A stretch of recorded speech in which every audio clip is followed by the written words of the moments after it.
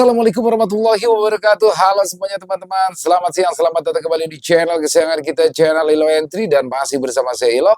Dimanapun teman-teman berada, semoga teman-teman selalu dalam keadaan sehat, bahagia, dimurahkan rezekinya. Amin, amin, ya robbal alamin. Doa terbaik untuk teman-teman semua. Dan pada kesempatan yang baik ini kami masih akan membawakan kisah dari Bri Story, kisah Rumah Teteh, dan ini sudah masuk part 6, yang mana part 6 ini adalah ending teman-teman ya. Wow, kisahnya makin keren aja.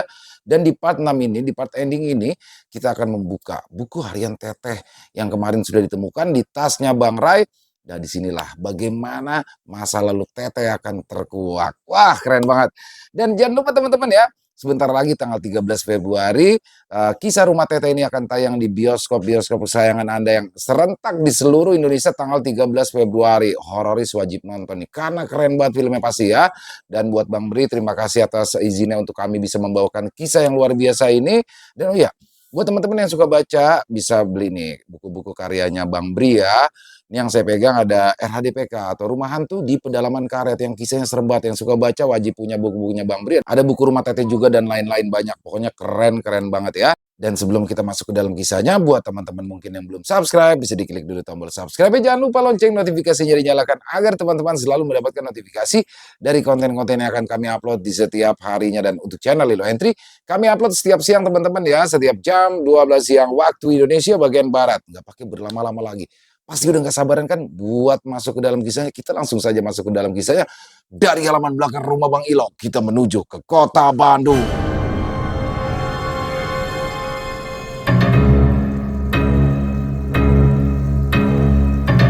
Misteri buku harian Teteh. Rumah Teteh part 6. Yen.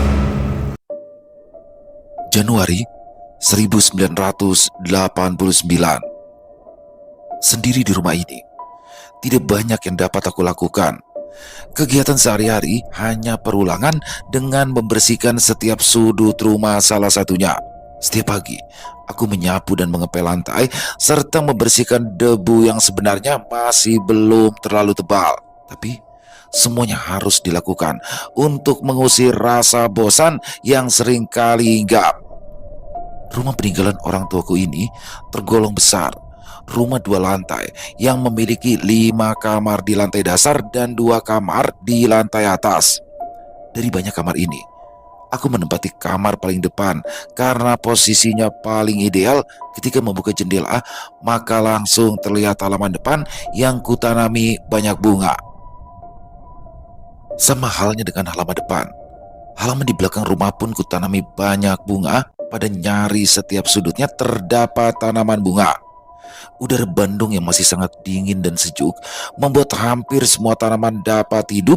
Hampir setiap tanaman yang kutanami semuanya tumbuh subur, sehingga aku bahagia melihatnya. Ya, aku sangat menyukai tanaman berbunga khususnya. Bunga yang berwarna-warni memberikan keindahan yang sangat sedap dipandang mata, apalagi wanginya. Aku sangat suka wangi bunga. Bisa berlama-lama aku berada di sekeliling tanaman dan membuatku sejenak melupakan segala permasalahan hidup yang sedang kualami. Dari bermacam bunga yang kutanam di sekitaran rumah, ada satu jenis bunga yang sangat aku suka. Kalau pakai berwarna ungu yang sangat cantik. Yang paling aku suka adalah wanginya. Sangat menyenangkan dan tidak pernah bosan aku menghirupnya setiap waktu. Sekitar 2 tahun yang lalu, seorang teman dekat memberikan bibit bunga ini. Dia bilang, ini adalah bunga yang tergolong langka, hanya tumbuh di dataran tinggi yang udaranya sejuk. Banyak orang yang sudah mencoba mengembangbiakan, tapi banyak pula yang gagal. Maka dari itu, ia memintaku untuk mencoba menanamnya karena dia tahu kalau aku adalah pecinta bunga. Syukurlah, di tanganku ini, bunga ini tumbuh dengan subur dan sempurna. Aku menanamnya di halaman depan dan halaman belakang rumah. Karena keindahannya, banyak temanku yang tertarik untuk ikut menanam bunga ini. Mereka meminta bibitnya untuk ditanam di rumahnya. Tapi aneh, semuanya gagal, semuanya mati. Tidak ada yang berhasil menanamnya. Berarti aku cukup beruntung karena berhasil menanam bunga ini dengan baik. Bunga yang cantik dan sangat harum wanginya, bunga yang aku sendiri tidak tahu namanya. 10 Februari tahun 1989. Rara, Didit, Ronald dan Ana terlihat sangat lahap menyantap kue buatanku. Senang aku melihatnya. Di ruang tengah, kami berkumpul berbincang sambil menonton televisi. Mereka adalah anak-anak dari tetangga sekitar rumah, rata-rata berusia 8 sampai 9 tahun, dan yang paling kecil adalah anak baru sekitar 5 tahunan. Aku sangat menyukai anak kecil dan sangat suka bergaul dengan mereka. Ocehan dan canda tawa mereka menjadi penghibur hari-hariku nyaris. Setiap pulang sekolah, mereka selalu datang. Ada yang malah sampai tidur siang. Aku sangat tidak keberatan dengan keberadaan mereka. Malah aku jadi sangat kehilangan kalau mereka atau salah satu di antaranya tidak terlihat selama beberapa hari. Yusfiana, panggilannya anak perempuan yang sangat cantik dan menggemaskan, perilakunya menyenangkan, tidak pernah lelah mengajaknya berbincang dan menemaniku di rumah. Ocehan dan pertanyaan-pertanyaan lugu dari mulutnya membuatku selalu tersenyum atau malah tergelak tawa. Oh ya, tidak jauh dari rumah terdapat taman bermain yang sangat luas. Taman beralaskan rumput yang di atasnya ada banyak mainan anak-anak seperti jungkat-jungkit, perosotan, dan permainan lainnya. Di taman ini terdapat pohon rindang dan besar di beberapa sudutnya, jadi kalaupun siang hari tetap sejuk dan terasa segar. Taman yang sangat indah, salah satu tempat kesukaanku di kota Bandung. Seringkali aku membawa Ana dan teman-temannya ke taman ini, biasanya pada sore hari. Kami dapat seharian penuh menghabiskan waktu. Kalau kebetulan hari Minggu atau libur sekolah, tapi aku lebih banyak waktu bermain di taman ini bersama Ana karena ia belum bersekolah. Jadi banyak waktu tersedia. Ana sudah aku anggap seperti anakku sendiri. Sayang sekali aku padanya. Aku juga kenal baik dengan orang tuanya yang rumahnya hanya berjarak beberapa puluh meter dari tempat tinggalku. Ana sudah menjadi sosok pengisi hidupku yang kosong dalam beberapa tahun belakangan ini. Maret 1989.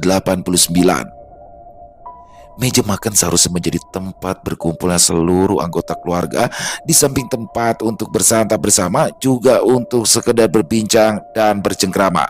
Tempat di mana tiap anggota keluarga menceritakan kegiatan sehari-harinya, mencurahkan isi hati, serta berbincang akrab penuh kasih sayang. Ya, idealnya seperti itu. Tapi di meja makan ini, aku selalu duduk sendiri, menatap ruang kosong di sekeliling, melamun dan bermain dengan pikiranku sendiri. Aku berbelanja keperluan sendiri, memasak sendiri, menyantap hasil masakanku sendiri di meja ini, begitu terus dan terus. Di meja ini juga, aku mencoba mengerjakan hobiku yang sempat aku tinggalkan setelah menikah, yaitu melukis. Lukisan terakhir yang baru saja rampung adalah lukisan bunga dengan vasnya. Lukisan yang pertama juga masih tentang bunga, karena memang aku sangat menyukai keindahannya. Lagi-lagi, rasa bosan dan jenuh dapat teralihkan dengan satu hal, yaitu melukis. Setelah dua lukisan besar itu benar-benar sudah selesai, aku membuatkan bingkainya. Satu lukisan kupasang di ujung ruangan lantai atas, yang satu lagi terpasang cantik di lorong tangga. Tidak pernah bosan aku menatap kedua lukisan itu. Sedikit narsis, tapi tidak apa-apa kan? April 1989. Dua orang laki-laki datang untuk mengantarkan meja dan kursi pesananku. Meja serta kursi yang sengaja kupesan untuk aku letakkan di lantai atas dan tepat di depan tangga yang menghadap ke salah satu lukisanku di ujung ruangan. Dua kursi dan satu meja bundar berbahan kayu jati yang sangat aku sukai. Sepertinya selain di meja makan, aku akan banyak menghabiskan waktu di kursi ini. Tentu saja sambil menatap salah satu hasil lukisanku. Permasalahan hidup. Ya, sama dengan orang-orang lainnya, aku juga memiliki masalah dalam hidup. Beberapa di antaranya sudah kulalui, walau sambil terseret-seret. Ada masalah yang sampai detik ini masih saja belum juga selesai, masalah rumah tangga. Pernikahan dengan suamiku sejak tahun 1985 pada awalnya sangat indah dan membahagiakan. Saat kami sedang jatuh cinta satu sama lain, kami hadapi dan kami lalui cobaan yang terus ada. Salah satu cobaan yang cukup berat adalah meyakinkan kedua orang tuaku untuk memberikan restu atas pernikahan kami. Ya, kedua orang tua dan sebagian besar keluargaku tidak menyetujui pernikahanku dengan suamiku. Mereka bilang suamiku ini memiliki sejarah hidup yang tidak baik. Intinya mereka semua menentang keinginanku untuk menikah dengan Hendy. Tapi aku tetap nekat menentang pendapat mereka dan akhirnya kami menikah tanpa restu dari orang tua dan keluargaku. Yang paling membuatku sedih adalah beberapa bulan setelah kami menikah, orang tuaku meninggal dunia saat mengalami kecelakaan ketika sedang berkendara keluar kota.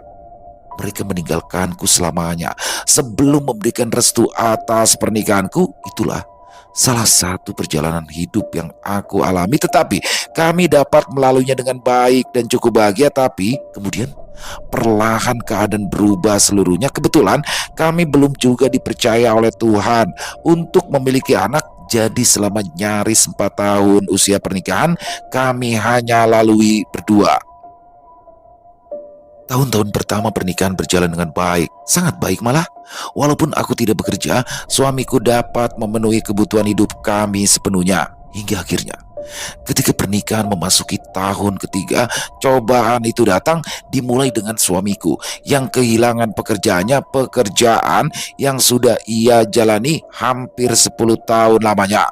Perusahaan tempatnya bekerja bangkrut dan akhirnya gulung tikar. Selama 3 bulan suamiku menganggur, menunggu sampai surat-surat lamaran yang ia buat membuahkan hasil.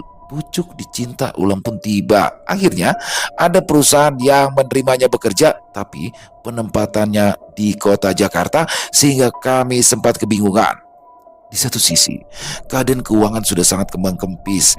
Kami sangat butuh penghasilan. Di satu sisi lainnya, kami bimbang dengan penempatan kerjanya karena kami akan berbeda kota. Sementara aku tidak bisa meninggalkan kota Bandung karena aku sangat tidak betah tinggal di Jakarta. Setelah diskusi yang cukup panjang, aku mengizinkan suamiku untuk mengambil pekerjaan itu dengan syarat harus pulang ke Bandung minimal 2 minggu 1 kali. Harus. Dan suamiku menyanggupi dan dia berkata kalau perlu seminggu sekali dia akan pulang, sehingga aku senang mendengarnya. Di bulan-bulan pertama, suamiku memenuhi janjinya untuk pulang 1 minggu 1 kali. Aku sangat senang. Rasa kangen jadi tidak menumpuk terlalu banyak. Setiap kali dia pulang, selalu kubuatkan makanan kesukaannya dan aku melayaninya dengan baik agar ia terus merasa betah dan selalu ingin pulang. Tapi bulan-bulan berikutnya, suamiku mulai jarang pulang. Awalnya 2 minggu sekali dan lama-kelamaan menjadi 1 bulan sekali. Dia bilang pekerjaannya semakin banyak dan kadang di akhir pekan dia masih harus bekerja. Aku pun masih bisa menerima alasan itu, tapi akibatnya aku harus menjadi selalu sendirian di rumah sementara komunikasi kami hanya lewat sambungan telepon. Aku tersiksa? Ya, tapi harus mengerti karena suami sedang menjalankan kewajibannya mencari nafkah untuk memenuhi kebutuhan keluarga. Hingga akhirnya suamiku hanya pulang 3 bulan sekali, ditambah dengan komunikasi melalui telepon yang hanya dilakukan paling banyak 1 minggu 1 kali. Intensitas komunikasi dan pertemuan yang sangat jauh berkurang. Tapi sekali lagi aku menerima semua alasan yang dikatakannya. Pekerjaan yang sangat menghabiskan waktu dan menguras pikiran memaksa keadaan menjadi seperti itu. Aku bungsu dari 3 bersaudara. Semua kakakku perempuan dan kami bertiga bertempat tinggal jauh satu sama lainnya. Kakak yang pertama tinggal di Kalimantan bersama suami dan keluarganya, sementara kakakku yang kedua tinggal dan bekerja di Belanda. Sepeninggal orang tua, kami sangat jarang bertemu, paling hanya komunikasi lewat telepon, meski itu pun juga sangat jarang pada awalnya. Mereka berdua menjadi tempatku berkeluh kesah tentang apa saja, terutama masalahku dengan suami. Mereka selalu mendengarkan dan memberikan nasihat yang baik dan menenangkan, walaupun aku tahu kalau dari awal mereka berdua tidak menyetujui pernikahanku ini. Juni 1989. Ring telepon berbunyi membuyarkan lamunanku. Pukul 10 malam, setengah berlari, aku menghampiri pesawat telepon yang letaknya di ruang tengah di samping tangga. Semangat, ya, karena aku berpikir jika itu adalah pasti suamiku. Halo, selamat malam. Ucapku membuka percakapan. Selamat malam, bisa bicara dengan Helena. Suara perempuan terdengar di ujung telepon. Aku pikir itu adalah salah satu dari kakakku, ternyata bukan. Iya, saya sendiri. Ini dengan siapa? Jawabku penasaran. Saya Nina. Kalau Hendy sudah sampai, tolong bilang ke dia untuk menelpon ke nomor telepon 021562 dan lain-lain. Penting. Nina? Nina siapa? Aku semakin penasaran. Pokoknya, suruh dia telepon saya. Penting. Lalu telepon itu ditutup. Hampir pukul 12 malam, ketika terdengar pintu pagar terbuka, aku langsung menuju pintu depan. Ya, suamiku pulang. Biasanya aku sangat senang dengan kedatangannya, tapi kali ini berbeda. Panggilan telepon sesaat sebelumnya dari seorang perempuan yang membuatku bertanya-tanya. Seperti biasa, ketika dia pulang, aku melayani layaknya istri, membukakan sepatunya, membuatkan air panas untuk ia mandi, dan menyiapkan makanan di meja makan. Malam itu, semua kulakukan dengan perasaan yang masih tidak enak. Ketika dia sudah selesai makan, masih di meja makan, akhirnya aku melontarkan pertanyaan yang sejak tadi mengganggu pikiranku. Ah, tadi jam 10-an ada yang telepon. Perempuan, namanya Nina. Dia bilang, "AA harus nelpon ke nomor ini." Perempuan itu siapa, A? Dengan tenang dan nada yang datar, aku bertanya sambil memberikan secari kertas yang berisi nomor telepon. Oh, dia teman kerja. Mungkin ada pekerjaan yang belum selesai dan harus diselesaikan. Suamiku terlihat berusaha menjawab dengan tenang, tapi aku membaca mimik wajahnya yang sedikit terkejut setelah aku bertanya. Sebentar ya, AA akan coba telepon dia. Mungkin penting. Lalu ia berjalan menuju meja telepon, kemudian mencoba menghubungi nomor yang ada di atas secari kertas di tangannya. Setelah tersambung, dia memulai percakapan. Aku yang masih duduk di meja makan mendengarkan ia berbicara dengan sangat pelan, nyaris berbisik. Jarak meja makan dan meja telepon yang cukup jauh membuatku tidak bisa mendengar dengan jelas apa yang sedang suamiku bicarakan. Tapi ada satu kalimat yang sempat sedikit aku dengar. Jangan pernah menelpon ke rumah ini lagi. Jangan pernah. Kira-kira seperti itu. Aku dapat mendengarnya karena ia berbicara dengan nada yang agak tinggi seperti sedang marah. Aku diam di meja makan. Selesai menelpon, suamiku langsung masuk ke dalam kamar setelah membereskan meja makan. Kemudian aku masuk ke kamar juga. Di dalam kamar, aku melihat suamiku sudah lelap tertidur. Aku tidak tega untuk membangunkannya. Sampai keesokan harinya, tidak ada pembahasan tentang perempuan yang bernama Nina itu. Aku tidak berani bertanya lagi, serta memutuskan untuk mengabaikan dan percaya dengan omongan suami. September 1989. Beberapa bulan terakhir, kiriman uang dari suami semakin jarang aku dapatkan. Entah itu terlambat kuterima ataupun tidak ada sama sekali. Dalam hal ini, aku tidak pernah menanyakan kepada suami, tidak pernah menuntut macam-macam. Sedapatnya yang aku terima akan kugunakan dengan baik dan sehemat mungkin. Memilih untuk berprasangka baik, mungkin suamiku memang sedang dalam kesulitan di sana. Tapi harus kuterima kenyataan ini. Hidupku jadi serba kekurangan sehingga aku harus mencari jalan lain. Kegemaranku menanam bunga akhirnya sedikit banyak membantu keuanganku. Pada awalnya, beberapa teman membeli bunga-bunga yang aku miliki. Kemudian lama-kelamaan berita itu semakin tersebar kalau aku adalah penjual bunga. Syukurlah, Cukup banyak orang yang menjadi pelangganku dan mereka semua sangat menyukai bunga-bunga yang aku tanam. Hal ini pun sedikit banyak dapat mengalihkan perasaan dan pikiranku dari permasalahan yang aku miliki. Permasalahan yang kedepannya mungkin akan menjadi semakin pelik. Awal Oktober 1989, aku kedatangan tamu. Dua orang laki-laki datang ke rumah pada suatu siang. Mereka membawa kabar yang sangat mengagetkan. Inti kedatangan kami ke sini adalah untuk memberitahukan bahwa suami ibu sudah 6 bulan lamanya menunggak cicilan. Salah satu dari mereka berbicara seperti itu. Cicilan? Cicilan apa, Pak? Saya tidak pernah merasa meminjam uang kemanapun. Aku bertanya perihal cicilan yang mereka maksud. Rumah ini sudah diagunkan oleh suami ibu. Jadi beliau meminjam uang ke bank kami. Waktu terasa seperti berhenti, aku sangat terkejut mendengarnya. Tubuhku lemas bersandar di kursi. Jadi 6 bulan yang lalu, diam-diam suamiku meminjam uang di bank dengan jaminan sertifikat rumah yang aku tempati sekarang. Sama sekali aku tidak tahu tentang hal ini dan suamiku tidak pernah membicarakannya, apalagi mengajak berdiskusi. Dan parahnya lagi, sejak uang pinjaman itu cair, suamiku tidak pernah sekalipun membayar cicilannya. Kalimat yang sangat menyakitkan akhirnya keluar dari mereka. Aku diberi waktu 3 bulan untuk melunasi hutang. Jika dalam 3 bulan tidak ada pembayaran, maka aku harus mengosongkan rumah. November 1989, nyaris tengah malam, telepon berdering lagi dan mengagetkanku yang masih duduk di meja makan. Bergegas, aku menghampiri untuk menerima panggilan telepon itu. Halo, ini Helena ya? Di ujung telepon terdengar suara perempuan yang tanpa basa-basi membuka percakapan. Iya, ini Lena. Dengan siapa ini? Aku Nina. Mungkin suami kamu belum pernah ya cerita tentang aku. Apa sudah? Aku diam, tidak menjawab sepatah kata pun, hanya mendengarkan. Suami kamu sudah tidak mencintaimu lagi. Dia milikku sekarang. Lepaskanlah dia, dan itu akan menjadi jalan yang terbaik buat kamu. Buat suami kamu juga. Tanganku mulai gemetar.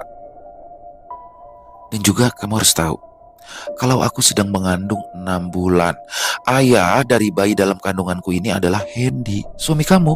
Aku tidak mampu lagi berdiri, lalu jatuh terduduk di kursi yang ada di sebelah meja telepon dan menangis sejadi-jadinya. Akhir November 1989. Aku salah. Aku minta maaf. Semuanya terjadi karena ketidaksengajaan. Aku menangis dengan air mata yang mengalir deras ketika suamiku pada akhirnya menjelaskan semuanya. Nina awalnya rekan kerja. Seiring berjalannya waktu, mereka saling menyukai. Satu hal mengawali hal yang lain. Akhirnya semua itu terjadi. Hubungan terlarang itu mengakibatkan Nina mengandung anak dari suamiku. Hati dan perasaanku hancur, luluh lantak berkeping-keping. Aku tidak kuat lagi.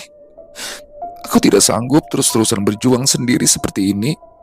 Ditambah dengan kejadian ini, sampai hati melakukan semua ini. Bergetar suaraku, tidak sanggup untuk berkata-kata lagi. Akhirnya air mataku berhenti mengalir. Habis, aku menyerah.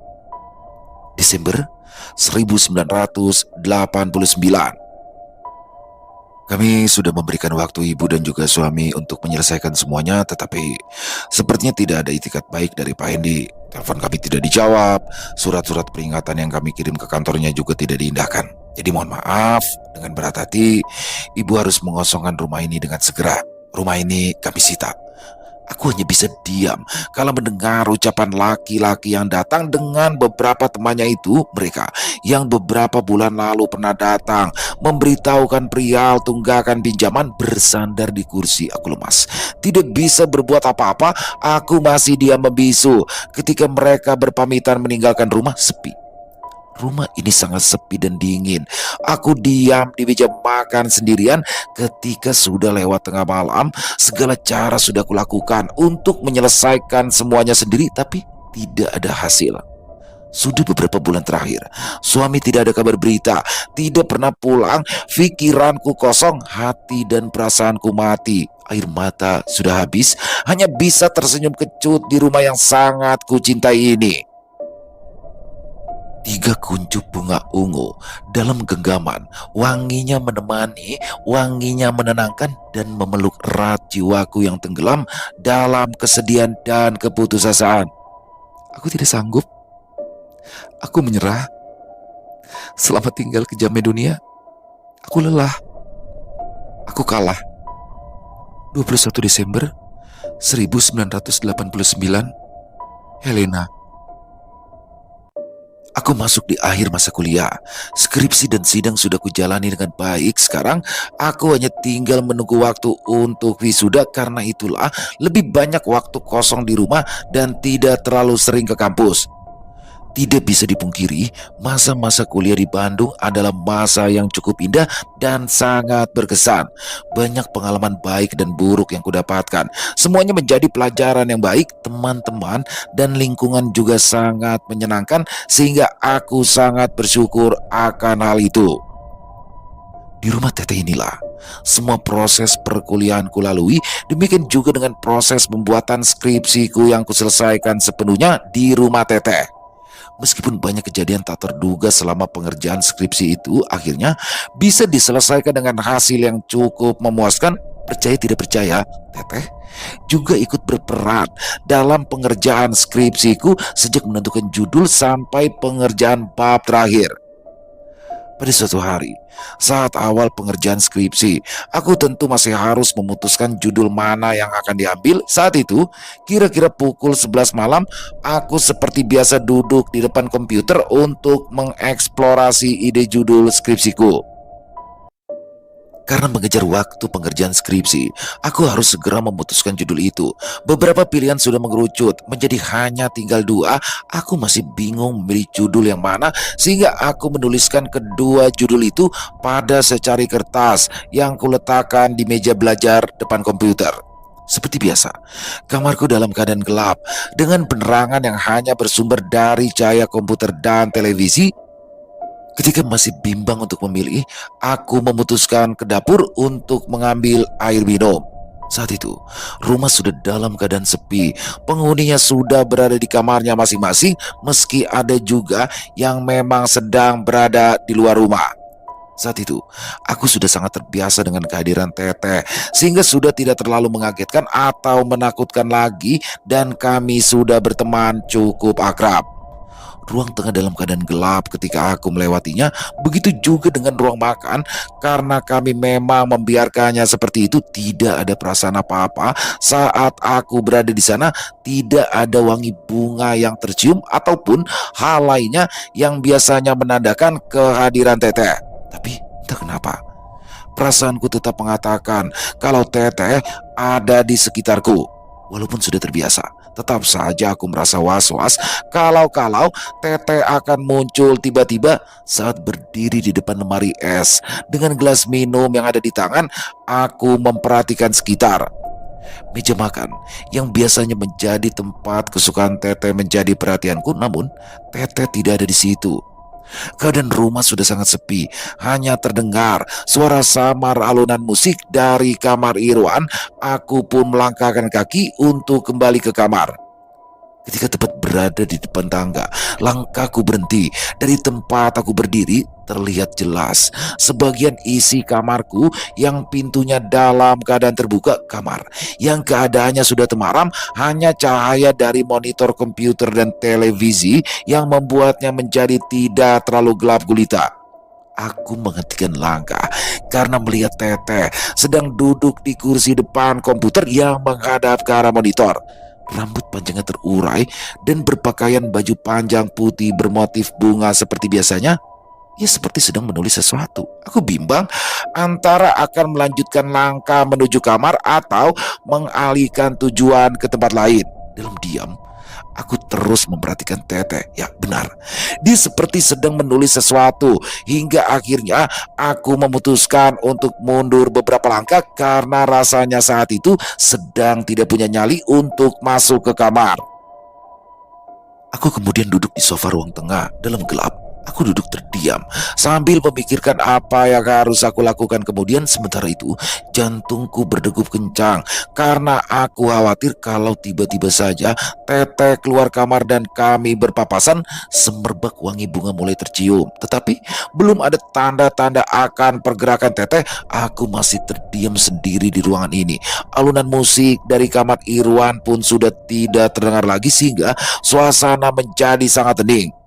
Perasaanku mengatakan akan ada sesuatu yang terjadi. Kemudian tiba-tiba saja aku melihat Teteh berdiri di pintu kamar. Aku ketakutan meski bukan ketakutan yang sampai ingin lari meninggalkan rumah. Ya, ketakutanku bukan lagi seperti itu. Dengan rambut panjang yang terurai menutupi sebagian wajahnya, perlahan Teteh mulai menatapku dalam gelap. Ia tersenyum dan aku pun membalas senyumannya.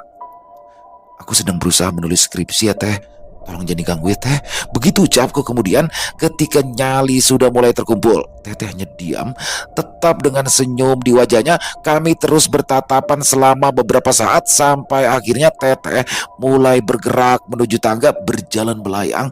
Kakinya seperti tidak menyentuh lantai. Kemudian Teteh naik menuju lantai atas dan menghilang dalam gelapnya lorong tangga. Aku menarik nafas panjang, sedikit lega, lalu bergegas masuk ke dalam kamar dan menutup pintu berniat terus melanjutkan pengerjaan skripsi. Aku langsung duduk di depan komputer. Mataku langsung tertuju pada secari kertas yang aku tinggalkan di atas meja tadi. Secari kertas yang tertulis dua judul skripsi yang salah satunya akan aku pilih. Ternyata di atas kertas itu ada coretan yang membuat aku terkejut ya. Ada coretan pada salah satu judul skripsi yang aku tulis. Padahal judul skripsi kedua ada coretan di atasnya. Sedangkan pada judul yang pertama tetap seperti adanya. Aku tersenyum. Ternyata Teteh membantu memilihkan judul skripsi. Aneh? Ya, memang aneh. Tapi itu benar-benar terjadi. Atas bantuan Teteh, aku akhirnya memilih judul yang pertama.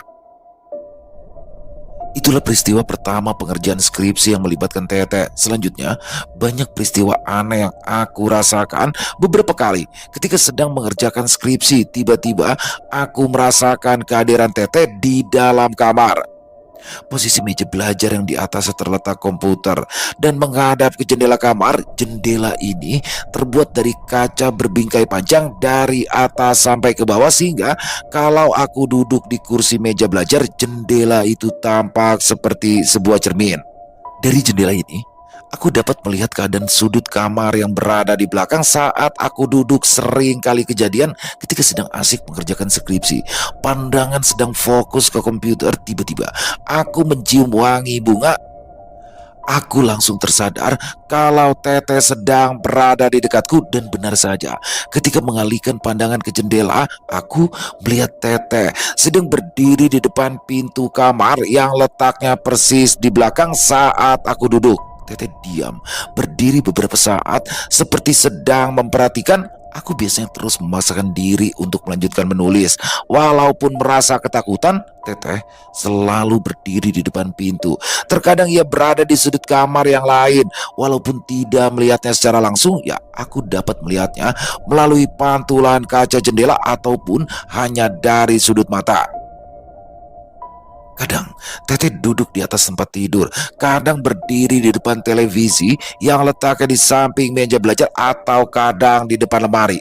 Tapi Teteh hanya diam, tidak melakukan apapun yang mengganggu. Namun pernah ada satu peristiwa menakutkan. Waktu itu Teteh seperti mengamuk di dalam kamar beberapa kali. Kertas yang ada di meja belajarku terbang berantakan seperti ada yang mengacak-acak ketika aku sudah merapikannya.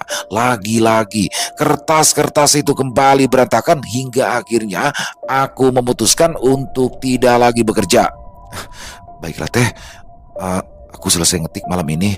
Tapi Teteh jangan ngamuk lagi ya. Setelah itu, aku pun mematikan komputer dan menghentikan menulis pada malam itu lalu tidur.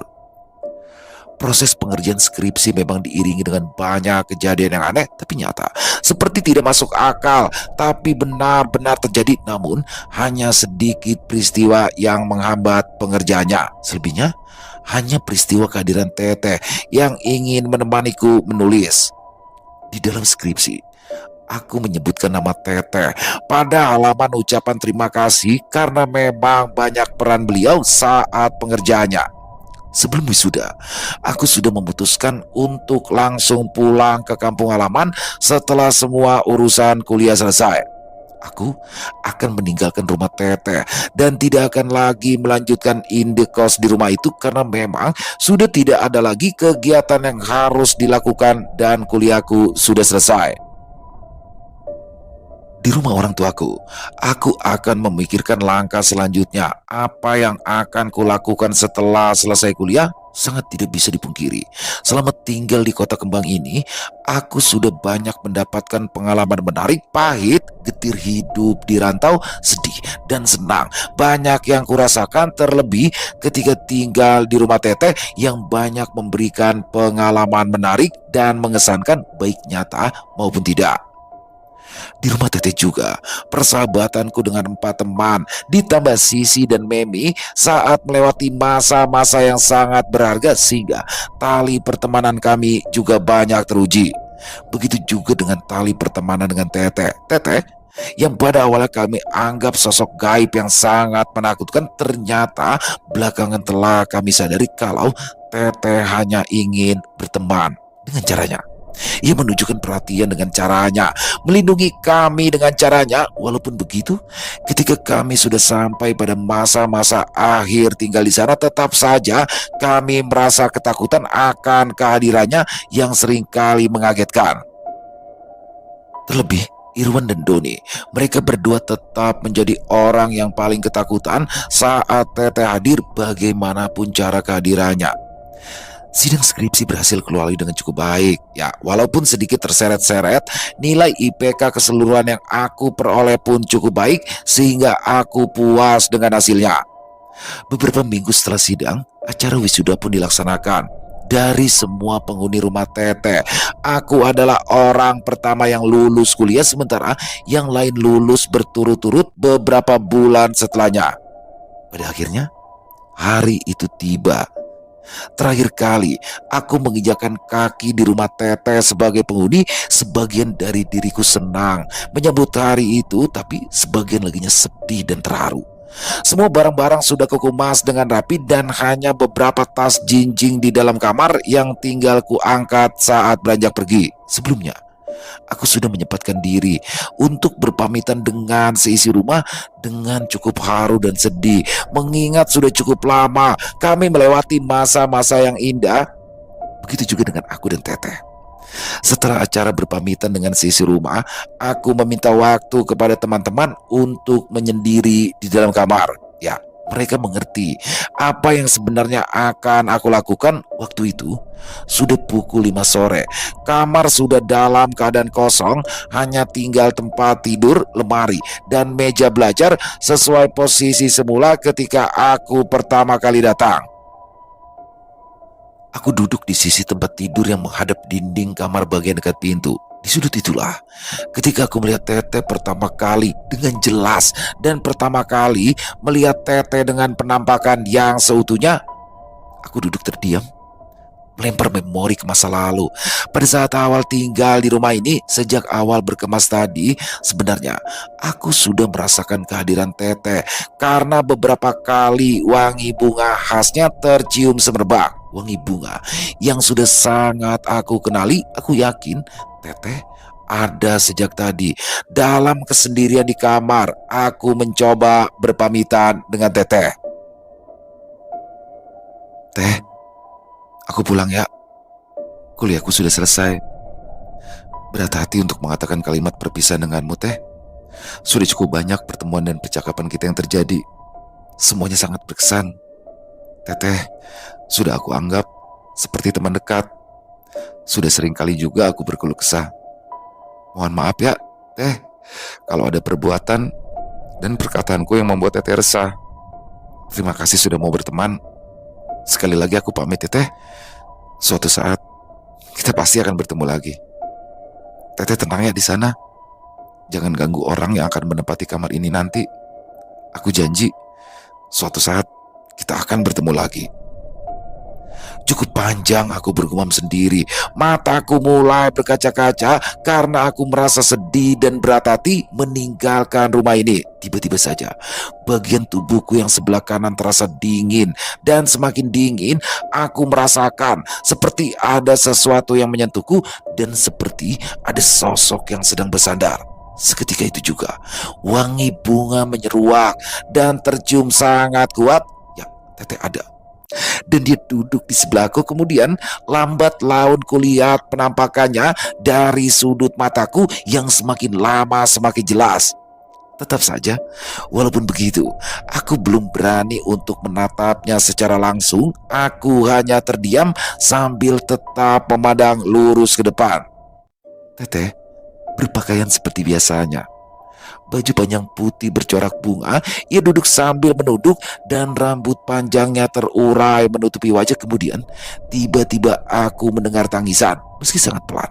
Suara tangisan yang sangat menyayat hati dan cukup lama terdengar tangisannya. Perlahan air mataku pun jatuh di pipi. Teh, jangan sedih ya. Kita nanti pasti bertemu lagi. Aku janji, Teh. Setelah itu, dengan berat hati, aku berdiri lalu berjalan keluar kamar. Namun sebelum menutup pintu, aku memberanikan diri untuk melihat ke arah tempat Teteh duduk. Ya, Teteh masih ada di sana. Ia masih duduk sambil menundukkan kepala. Perlahan kemudian ia mengangkat wajah. Akhirnya Teteh memperlihatkan wajah sambil menatapku sedih. Kami bertatapan beberapa saat dan akhirnya Teteh tersenyum. Lalu perlahan aku menutup pintu kamarku, kemudian meninggalkannya dan meninggalkan rumah Teteh. 1 tahun kemudian, alhamdulillah, cita-citaku agar diterima di perguruan tinggi negeri yang aku idam-idamkan akhirnya tercapai. Aku sangat senang dengan pencapaian hidupku ini. Dan yang paling penting, aku sudah dapat membuat kedua orang tuaku bangga. Perkenalkan, aku Ria. Sudah bisa dianggap sebagai mahasiswa angkatan tahun 2011 yang berasal dari salah satu kota di Jawa Tengah, Batang. Aku terlahir dari keluarga yang biasa-biasa saja. Ayahku seorang pegawai negeri, sedangkan ibuku seorang ibu rumah tangga. Aku adalah anak pertama dari 3 bersaudara dengan adik-adikku laki-laki semua. Kondisi ekonomi keluarga memaksaku harus lolos seleksi perguruan tinggi negeri kalau memang mau berkuliah di PTN. Ayahku bilang beliau belum mampu untuk membiayai kuliahku di perguruan tinggi swasta yang terhitung sangat mahal bagi keluarga kami. Syukurlah aku berhasil lolos seleksi masuk PTN dan sungguh lega ketika mendengar pengumumannya. Aku bahagia sekali. Ya, sejak kecil aku sangat menyukai kota Bandung, ibu kota Jawa Barat yang udaranya terkenal sangat sejuk. Sudah 2 kali ayah dan ibuku mengajak anak-anaknya berkunjung ke kota Kembang. Meski begitu sudah cukup membuatku jatuh cinta. Itulah alasan pilihan pertama dalam mengikuti seleksi ujian masuk perguruan tinggi negeri adalah Universitas Pajajaran Bandung. Pucuk dicinta ulang pun tiba. Aku diterima menjadi mahasiswa Unpad dengan jurusan yang aku idamkan pula. Tanti, teman masa kecilku. Kami bertetangga dengan usianya lebih tua 1 tahun daripada aku. Tanti sudah lebih dulu berkuliah dan sudah 1 tahun berkuliah di salah satu universitas swasta di Bandung. Sudah sejak lama kami memang sama-sama bercita-cita untuk berkuliah di Bandung karena kami sama-sama jatuh cinta dengan kota ini. Beruntungnya Tanti, orang tuanya mampu untuk membiayai kuliahnya di universitas swasta ketika ia gagal lolos seleksi perguruan tinggi negeri. Karena Tanti sudah lebih dulu tinggal di kota Bandung, aku meminta bantuannya untuk mencarikan tempat indekos untukku. Aku sangat mempercayai Tanti. Aku serahkan sepenuhnya pemilihan tempat indekos kepadanya. Di samping itu, aku tidak memiliki cukup uang untuk pulang pergi ke Bandung untuk mencari tempat indekos sendiri. Ria, tempat kosku sedang penuh kamarnya. Tapi ada satu kos mahasiswi berbentuk rumah yang kondisinya sangat bagus dan yang pasti harganya nggak terlalu mahal. Jaraknya juga nggak terlalu jauh dari tempatku. Di ujung telepon, Tanti berbicara padaku. Wah, aku mau. Aku mau. Yang penting deket sama kamu dan harganya murah. Aku menjawab dengan penuh semangat karena sudah tidak sabar ingin berangkat ke Bandung. Ya sudah kalau gitu, besok aku akan bayarin dulu ya.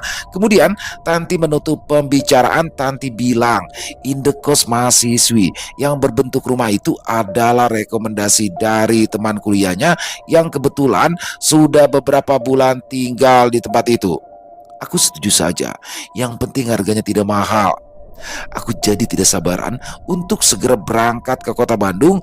2 tas besar berisi pakaian dan perlengkapan lainnya sudah berada di atas motor. Ayah akan mengantarkanku ke terminal bus yang akan membawaku ke Bandung.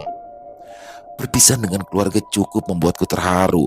Banyak wejangan dari mulut ayah dan ibu sebagai bekal untuk hidup merantau di kota yang masih sangat asing buatku.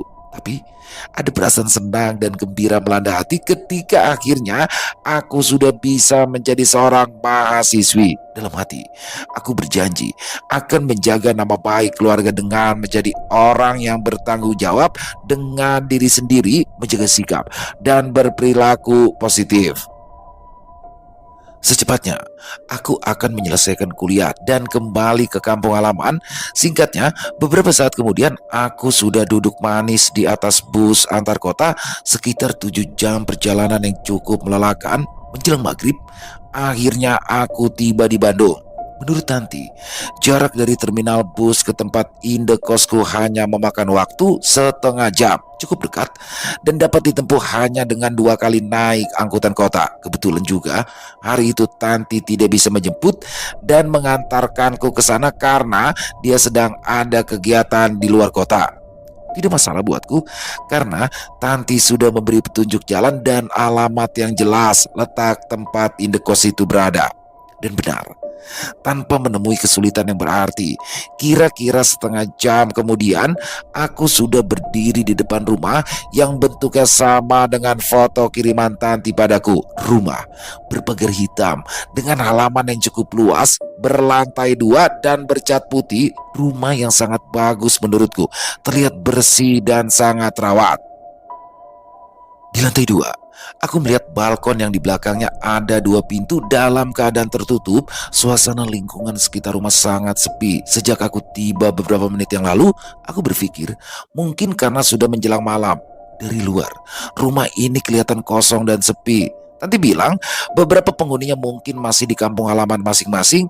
Aku membuka pagar besi yang tidak terkunci itu kemudian menuju pintu utama yang letaknya berada di sebelah kiri.